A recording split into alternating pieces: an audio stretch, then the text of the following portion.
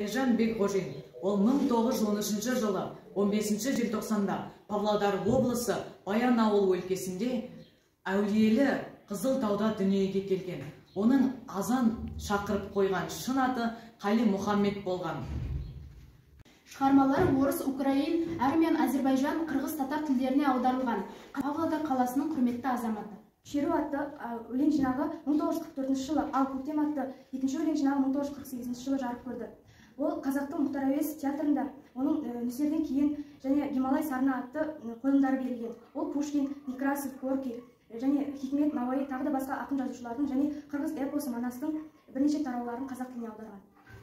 Жазушының есімін мәңгі есте қалдыру мақсатында Алматы, Павлодар қалаларының бір көшесі және Павлодар қаласындағы номер 12 мектеп ақынның есімімен аталды. Қалижан Бекғожин, 28.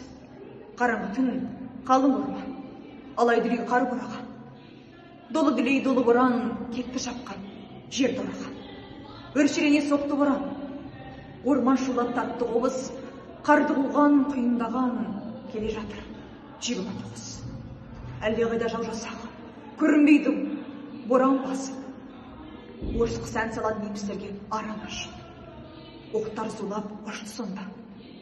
Кімде жатыр ымыраным? Ақ кебіндей ақ боранға өлім емес жатты оратып.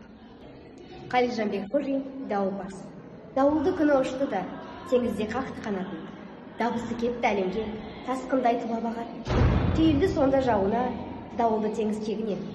Ашуы шықты лапылдап, жауынды жүрек кегінен. Дауысы кетті саңқылдап, азаттық әлем шыңына. Көрдім оны ауылда, өзінің алатауында. Жерінде туған елінің, шалқып жатқан егінің.